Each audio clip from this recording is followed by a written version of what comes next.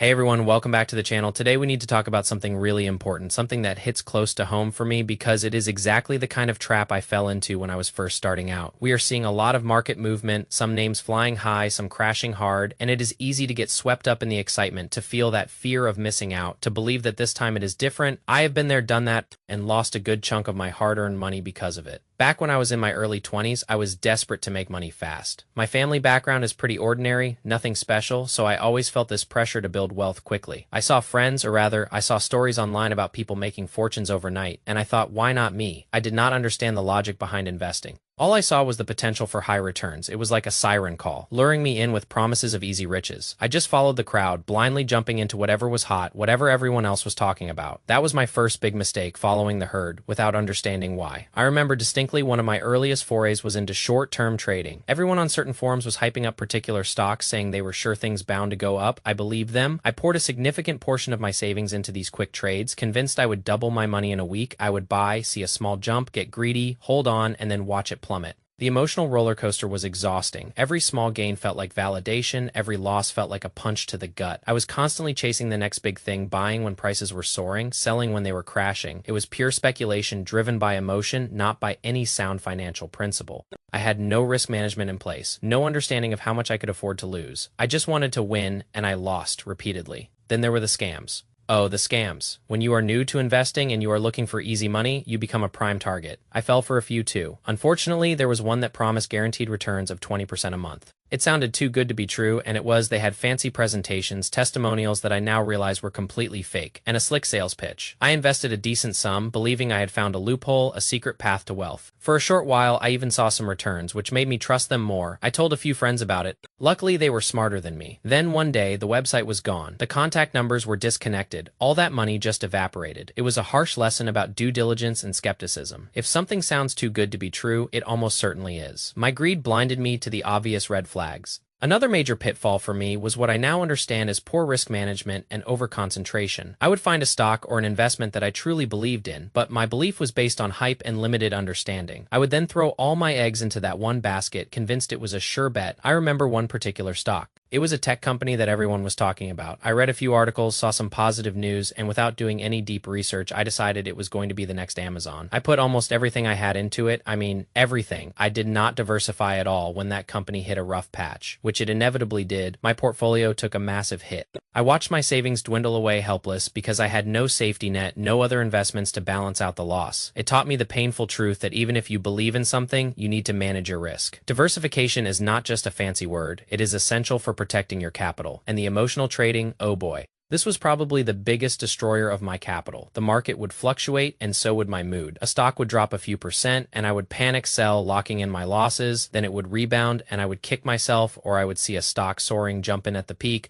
only to watch it correct itself shortly after. My decisions were driven by fear and greed, not by any logical analysis. I was constantly reacting to the market instead of acting based on a well-thought-out plan. It was exhausting, mentally draining, and ultimately financially devastating. I learned that the market does not care about your feelings, and emotional decisions are almost always bad decisions in investing. After losing a significant portion of what I had painstakingly saved, I had my rock bottom moment. It was a wake-up call, a very painful one. I realized that my approach to investing was completely wrong. I was chasing fantasies, not building wealth. It was then that I decided to change. I stopped looking for shortcuts and started focusing on learning. I devoured books, articles, and reputable courses on personal finance and investing. I learned about long-term strategies, diversification, asset allocation, and fundamental analysis. I stopped trying to beat the market every day and started understanding that steady, consistent growth is far more sustainable and less stressful. I shed the get-rich-quick mentality. It was replaced by a desire for steady savings and low-risk investments. I started building an emergency fund, something I had completely neglected before. I invested in broad market index funds, understanding that trying to pick individual winners is a fool's errand for most people, especially for beginners. I focused on things I could control, like my savings rate and minimizing expenses, rather than trying to predict market movements. It was a complete shift in mindset from gambler to cautious planner. My current situation is much different. I no longer engage in aggressive speculation. I approach investing with a rational, measured perspective. I am perfectly content with steady, modest returns. I do not need to be a millionaire overnight. My goal now is to share my experiences, the mistakes I made, the lessons I learned, so that others, especially young people in their 20s,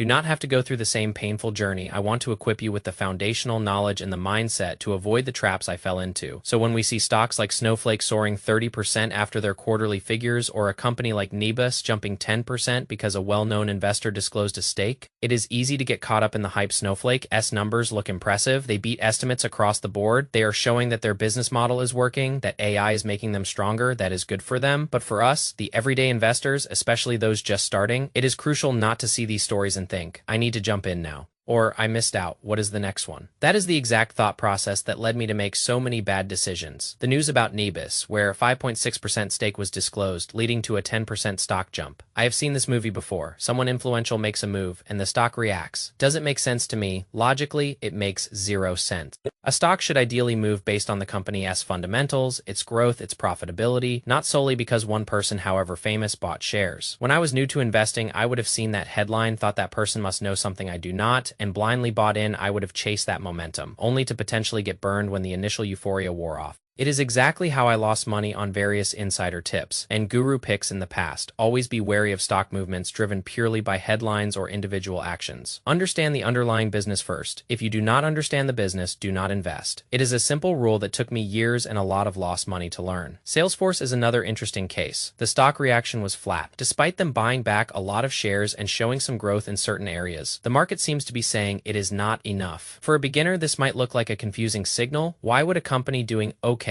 not get a boost? This highlights the market's often irrational short-term reactions versus a company's long-term value. When I was starting, I would have seen a flat stock, gotten impatient, and sold even if the underlying business was solid. I did not have the patience to let good businesses work their magic over time. My focus was always on immediate gains, which is a recipe for disaster. The market sometimes overlooks strong fundamentals in the short term. That is an opportunity for those who understand valuation and have a long-term perspective. But it is not about chasing the dip. It is about understanding the business and its intrinsic value. And then there is Meta. This one is close to my heart because I really believe in it, but not for the reasons a newbie might think. It is still down year to date, still relatively flat over the last 12 months. When I was starting, I would have seen a stock like Meta, heard all the negative talk about its capital expenditure, its metaverse bets, and I would have stayed far away. I would have been influenced by the prevailing negative sentiment, missing out on what I now see as a potentially undervalued opportunity. I would have focused on the broken stock aspect, not a broken company aspect. People constantly talk about Meta's high capital expenditure, especially on AI.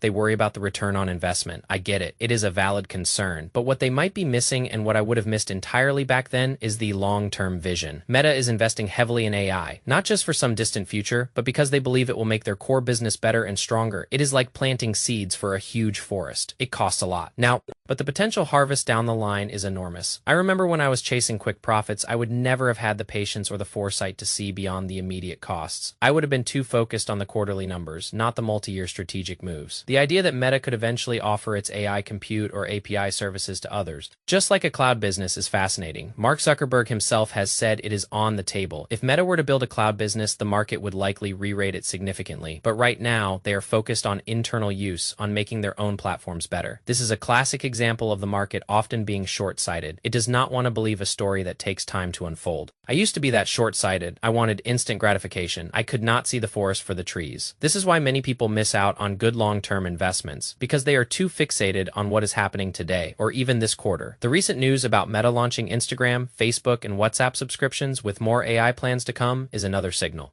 A few dollars per month for extra features. This might seem small, but think about the scale. Snapchat, an inferior company in terms of user base, generates over $1 billion annually from subscriptions with just a small percentage of its users. If Meta can convert even a small fraction of its billions of users, we are talking about billions of dollars in high margin revenue. This is a lever they can pull. When I was younger, I would have dismissed this as small potatoes, not realizing the power of scale for a company like Meta. I would have focused on the core advertising revenue, not on new, potentially massive revenue streams. I would not have seen the potential because I was too fixated on the past or the perceived problems. Everyone is worried about capital expenditure. Everyone worries about Reality Labs and its losses. But they often overlook how profitable Meta's core business already is, and what AI is doing to enhance that core business. They forget the company's track record of innovation and adaptation. My personal DCF analysis, even with conservative assumptions, shows significant upside for Meta. The market, in my opinion, is still undervaluing it. When I was starting, I would never have done a DCF. I would not have known how. I would have relied on someone else's opinion or just my gut feeling. Learning these fundamental analysis tools is what helped me move from blindly following to making informed decisions. The chart for Meta shows a nice green candle yesterday, and it is trying to close that earnings gap. These are technical details that I now understand to a degree, but back then I would have seen a green candle and just thought buy without understanding the context. Without understanding the company's fundamentals, technical analysis alone can be misleading and lead to impulsive decisions. Lastly, we are seeing news about drone stocks going up because the Trump administration is in talks with drone companies. This is a classic headline-driven market. Whether it is positive or negative, headlines move names. We have seen it with AI, memory, cloud, and now drones or quantum or nuclear. This is not healthy for the long run. For long-term wealth building, you want businesses to do the talking, not headlines. I remember chasing every single headline when I started. A positive news article about a company, I would jump in. A negative one, I would panic sell. It was a chaotic way to manage money, and it never ended well. Tread very carefully when you start chasing names based on headlines alone. Ask yourself, does this headline fundamentally change the business? Long-term prospects, is this a sustainable reason for growth or just a temporary bump? In summary, there is a lot of noise in the market. It is easy to get distracted, to feel like you are missing out, to believe that you need to be constantly active. I have been there, done all of that, and it cost me dearly. My biggest lesson, one I want to share with all of you, is to focus on the right things. Focus on understanding the businesses you invest in, not just the stock price. Focus on long-term growth, not short-term gains. Focus on building a solid financial foundation with proper risk management and diversification, not on chasing the next hot tip or the latest headline. If you do that, you will be just fine. Hope you found this helpful. See you in the next one.